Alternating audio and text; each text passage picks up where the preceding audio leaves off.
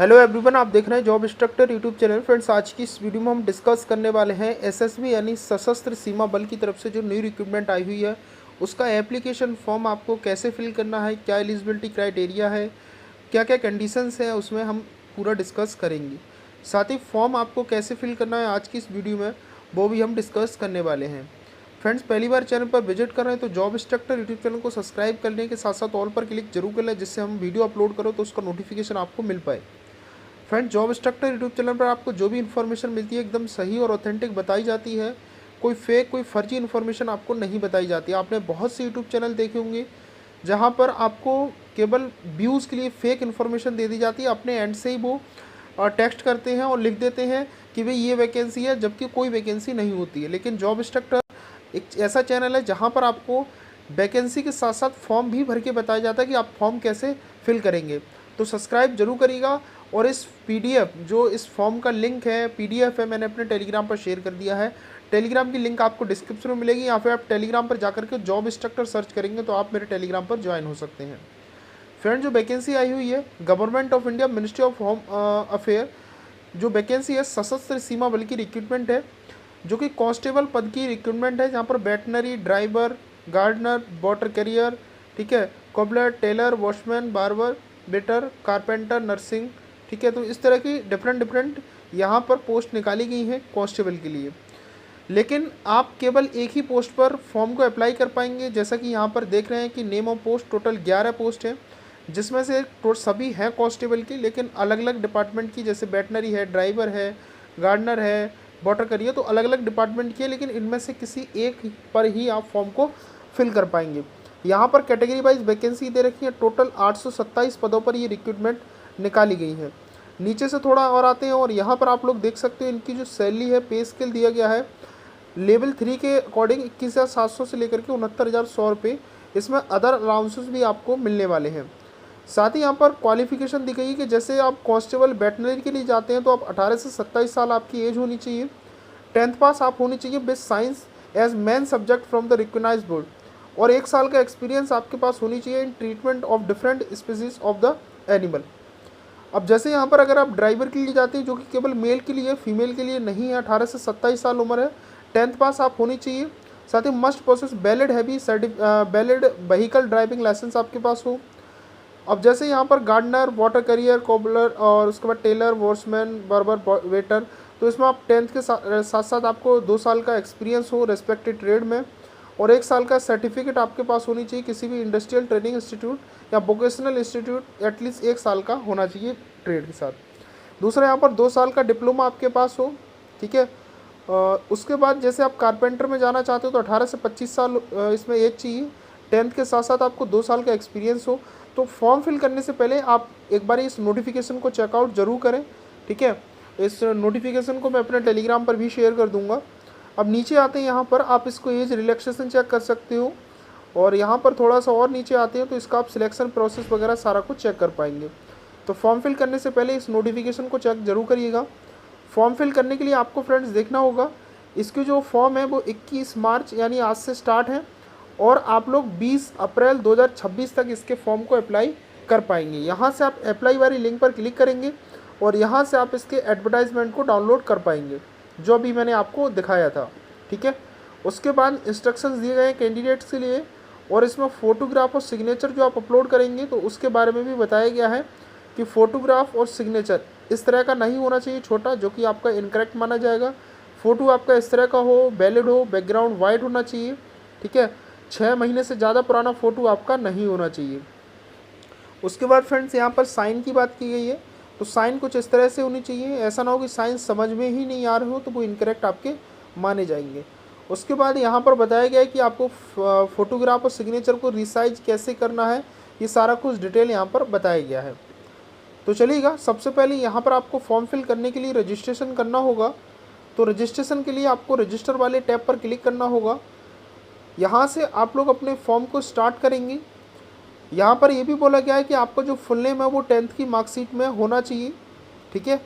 तो यहाँ से आपको सबसे पहले पोस्ट सेलेक्ट करनी है कि आप किस पोस्ट के लिए फॉर्म फिल करना चाहते हैं, ठीक है। जैसे वेटनरी है, ड्राइवर, ये ड्राइवर वाली केवल मेल कैंडिडेट के लिए, फीमेल नहीं भर सकती इसमें।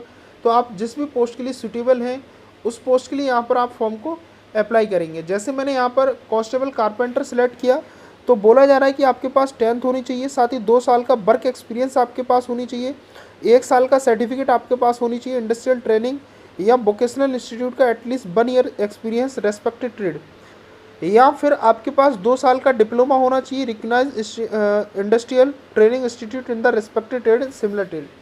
ठीक है, यहाँ से आपका नेम होगा first name, middle name, last name, आपके फादर का क्या नाम है, आपकी मदर का क्या नाम है, आपकी डेट ऑफ बर्थ क्या है, वो यहाँ से आप लोग डेट ऑफ बर्थ को सिलेक्ट करेंगे, जो भी आपकी डेट ऑफ बर्थ रहेगी।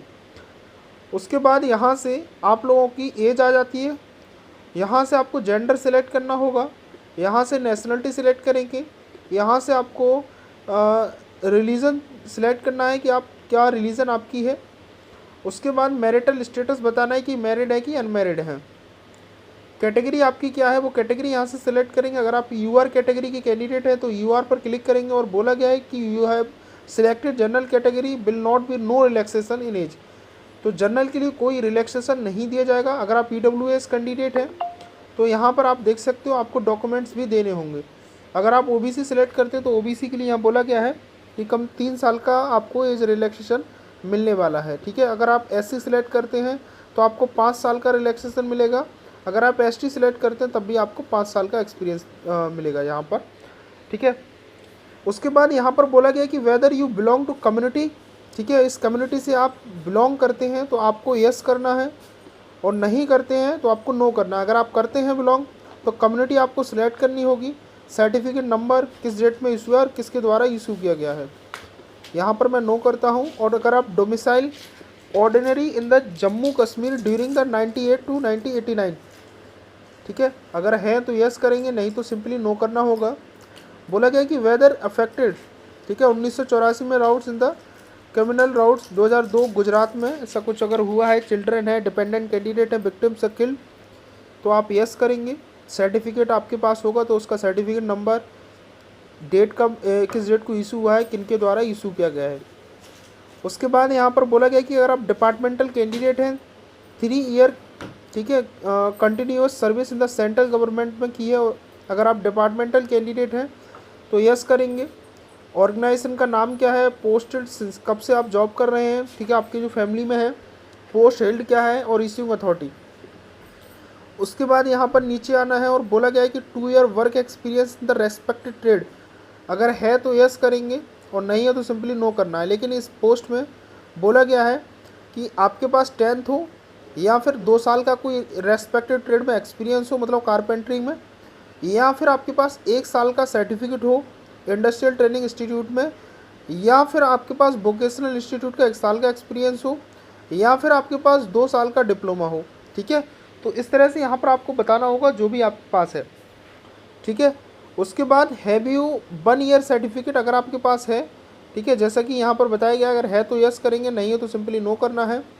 यहाँ से आपको आइडेंटिटी कार्ड टाइप सेलेक्ट करना है, कोई Aadhaar, voter ID, PAN card, passport, driving licence, ration card, birth certificate या यूनिवर्सिटी या कॉलेज आईडी। तो यहाँ से मैं आधार कार्ड सेलेक्ट करूँगा, आधार कार्ड का नंबर यहाँ पर आपको देना होगा। अगर आप यहाँ पर पैन कार्ड करते हैं सिलेक्ट तो पैन कार्ड नंबर यहाँ पर आपको देना होगा। ठीक है, वोटर आईडी सिलेक्ट करेंगे तो वोटर आईडी नंबर यहाँ पर देना होगा, तो आप अपने अकॉर्डिंग सिलेक्ट करेंगे। आइडेंटिफिकेशन मार्क कोई आपके बॉडी पर हो, ठीक है, नहीं है तो नो मार्क आप कर सकते हैं, कोई बर्न या मोल का निशान जो भी हो आप यहाँ पर दे सकते हैं। यहाँ से आप अपना मोबाइल नंबर, यहाँ से आप अपनी ईमेल देंगे। उसके बाद अपनी 10th की मार्कशीट की डिटेल आपको देनी है, किस बोर्ड से किया है या फिर किस स्कूल से किया है वो आपको नाम लिखना होगा, किस साल में आपने किया हुआ है वो यहाँ पर आप लिखेंगे, 10th का रोल नंबर क्या है वो यहाँ से आपको लिखना होगा, राइट। उसके बाद यहाँ से आप लोग लिखेंगे वो सर्टिफिकेट नंबर क्या है वो यहाँ से आपको लिखना होगा, किस डेट में इशू किया गया है वो डेट यहाँ पर आपको लिखनी होगी। तो आप अपने अकॉर्डिंग डेट को सिलेक्ट करेंगे। यहाँ से सब्जेक्ट आपके साइंस मेन सब्जेक्ट है कि नहीं है तो वो आपको बताना है, कोई एनी सब्जेक्ट है तो वो आपको बताना होगा। उसके बाद परसेंटेज यहाँ पर बतानी होगी, जैसे मान लीजिएगा आपकी 80% है तो 80 आपको लिख देनी है।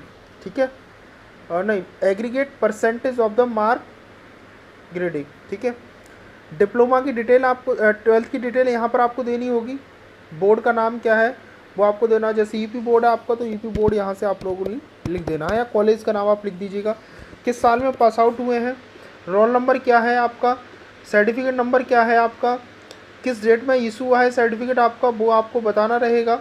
ठीक है, उसके बाद सब्जेक्ट यहाँ पर आपके कौन से हैं वो आपको बताने होंगे। ठीक है, यहाँ से आप अपनी परसेंटेज बता सकते हैं। एग्रीगेट परसेंटेज होता है मार्क स्लैश ग्रेडिंग। ठीक है, तो आप बता सकते हैं अपने अकॉर्डिंग। उसके बाद डिप्लोमा आपके पास, ठीक है, जैसा कि यहाँ पर बोला गया है कि यहाँ तो 2 साल का एक्सपीरियंस हो या कोई वोकेशनल इंडस्ट्रियल ट्रेनिंग आपके पास हो, यहाँ पर 2 साल का डिप्लोमा आपके पास होनी चाहिए। ठीक है, अगर डिप्लोमा है तो डिप्लोमा की डिटेल आप यहाँ दे सकते हैं। तो अगर आप ग्रेजुएशन और पोस्ट ग्रेजुएशन नहीं पूछा गया तो आप इसको ब्लैंक छोड़ सकते हैं। अगर आपके पास है ग्रेजुएशन और पोस्ट ग्रेजुएशन तो उसकी भी डिटेल आप यहाँ पर दे पाएंगे। तो ये सभी डिटेल फिल करने के बाद आपको नेक्स्ट पर क्लिक करना होगा। उसके बाद आपको अपनी एड्रेस डिटेल देनी होगी। यहाँ से आपका परमानेंट एड्रेस है और यहाँ पर आपका कॉरेस्पॉन्डेंस एड्रेस है। जो भी आपका एड्रेस है, जैसे गांव, विलेज, टाउन का नाम लिखेंगे, पोस्ट ऑफिस क्या है, तहसील क्या है, पुलिस स्टेशन कौन सी है, आपका स्टेट क्या है वो यहाँ से आप सिलेक्ट करेंगे। उसके बाद यहाँ से आपकी डिस्ट्रिक्ट क्या है वो यहाँ से आप लोगों को सिलेक्ट करना रहेगा। यहाँ से आपका पिन कोड क्या है। उसके बाद कॉरेस्पॉन्डेंस एड्रेस इसी तरह से आप यहाँ पर देंगे। अगर दोनों अलग अलग हैं तब, अगर दोनों सेम है परमानेंट और कॉरेस्पॉन्डेंस एड्रेस, तो यहाँ पर आप परमानेंट वाला एड्रेस देने के बाद इस पर यस पर टिक कर दें तो आपका ये एड्रेस कॉरेस्पॉन्डेंस वाले में पेस्ट हो जाएगा। अगर दोनों अलग अलग हैं तो नो पर क्लिक करके आप दोनों एड्रेस अलग अलग भर सकते हैं।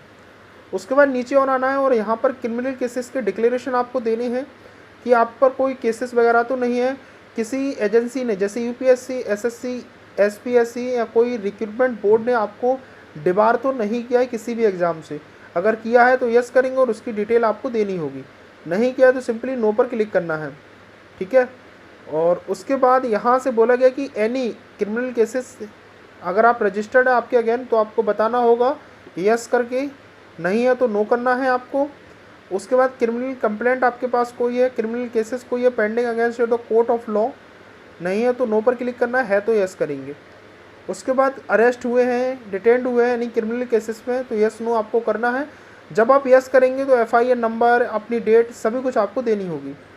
उसके बाद यहाँ पर बोला गया है कि एवर बीन द ट्राइड, ठीक है, कन्विक्टेड ऑफ द कोर्ट के द्वारा क्रिमिनल केसेस में किसी में भी आपको किया गया है कन्विक्टेड तो आपको यस नो करना है। तो ये सभी डिटेल आप अपने अकॉर्डिंग फिल करें। यहाँ से आपको अपना पासवर्ड क्रिएट करना है, कम से कम 6 डिजिट का पासवर्ड होना चाहिए जो कि स्ट्रॉन्ग पासवर्ड होना चाहिए। जैसे यहाँ पर आपका कैपिटल लेटर, स्मॉल लेटर, कोई नंबर, कोई स्पेशल वैल्यू, तो इस तरह का आपको पासवर्ड बनाना है, कंफर्म पासवर्ड करना है। यहाँ से इन बॉक्स पर टिक करके आपको प्रोसीड पर क्लिक करना होगा। अब यहाँ से आपको अपने एप्लीकेशन फॉर्म को प्रीव्यू करना है कि आपने जो भी डिटेल दी है कि सभी कुछ ठीक है। अगर आपको लगता है कि सभी कुछ ठीक है तो आप नेक्स्ट करेंगे, सबमिट करेंगे। अगर आपको लगता है कहीं पर प्रॉब्लम है, आपने गलत मिस्टेक भर दी है, तो आप एडिट डिटेल पर क्लिक करके अभी भी आप अपने फॉर्म को एडिट कर पाएंगे। सभी कुछ ठीक है तो इन बॉक्स पर आपको टिक करना है और यहाँ से आपको ये सिक्योरिटी कैप्चा डाल देना रहेगा और उसके बाद यहाँ से आपको सबमिट पर क्लिक करना होगा, ओके पर क्लिक करना होगा। उसके बाद यहाँ से आपका फ़ोटो अपलोड करना है और नीचे आपको सिग्नेचर अपलोड करने हैं। फ़ोटो अपलोड करने के लिए बोला गया है कि 6 महीने से ज़्यादा पुराना नहीं होना चाहिए, शार्प, फोकस एंड क्लियर होना चाहिए, जेपीजी या पीएनजी फॉर्मेट में हो, 500 केबी से ज़्यादा नहीं होना चाहिए। ठीक है, तो फ़ोटो आपका सही होना चाहिए, क्लियर होनी चाहिए, सामने से दोनों कान आपके दिखने चाहिए। चूज़ फाइल पर क्लिक करेंगे, आपका फ़ोटो यहाँ पर आ जाएगा। उसके बाद यहाँ से आपको फ्रेंड अपने सिग्नेचर अपलोड करने हैं, वाइट पेपर पर सिग्नेचर करने हैं, ब्लू या ब्लैक पेन से सिग्नेचर होनी चाहिए, जेपीजी या पीएनजी फॉर्मेट में होनी चाहिए, 200 केबी से ज़्यादा की सिग्नेचर नहीं होनी चाहिए। चूज़ फाइल पर क्लिक करेंगे, अपने सिग्नेचर को अपलोड करेंगे और प्रोसीड पर आपको क्लिक करना होगा। उसके बाद फ्रेंड्स आपको यहाँ से अपना फॉर्म जो है वो आपने कंप्लीट किया है, लेकिन अब आपको पेमेंट भी करना होगा जो कि 100 रुपये की पेमेंट यहाँ पर आपको लगने वाली है। मैंने ये जो फॉर्म है ओबीसी कैटेगरी से फिल किया हुआ है तो आपको पेमेंट भी करनी होगी। ठीक है, तो यहाँ पर पे ऑनलाइन पर आपको क्लिक करना होगा। उसके बाद फ्रेंड्स आपको payment debit card, credit card से कर सकते हैं। एसबीआई कॉर्पोरेट क्रेडिट कार्ड है या नेट बैंकिंग है या यूपीआई है। यूपीआई क्यूआर से करना चाहते हो तो इस पर आप क्लिक करेंगे और यहाँ से पे नाउ करेंगे, आपका ये क्यूआर बनकर आ जाएगा। वॉलेट के माध्यम से भी कर सकते हैं, तो आप जैसे भी सूटेबल हो अपने फॉर्म को कंप्लीट कर पाएंगे। तो फ्रेंड्स आपने देखा कि बहुत ही सिंपल प्रोसेस है आपको अपने एप्लीकेशन फॉर्म को कंप्लीट करने का। इसके अलावा अगर आपको समझ नहीं आ रहा हो तो आप लोग कमेंट में मेरे से पूछ सकते हैं या फिर इंस्टाग्राम पर मुझे कनेक्ट कर सकते हो। इंस्टाग्राम आईडी मैंने आपको डिस्क्रिप्शन में दे दी है। चैनल को सब्सक्राइब करके रखें फ्रेंड्स, ये वीडियो आपके लिए बहुत इंपॉर्टेंट थी और इस वीडियो को अपने दोस्तों में शेयर जरूर करें, जिससे वो भी अपने एप्लीकेशन फॉर्म को कंप्लीट फिल कर पाएँ, ठीक है। और उसके बाद फ्रेंड्स मैं आपको बता दूं कि जैसे इसमें फॉर्म आप फिल करते हैं, अगर आप पासवर्ड वगैरह कुछ भी भूल जाते हैं तो उसको फॉरगेट भी आप लोग कर पाएंगे, ठीक है। तो मिलते हैं किसी नेक्स्ट वीडियो में, फिलहाल इस वीडियो में इतना ही था।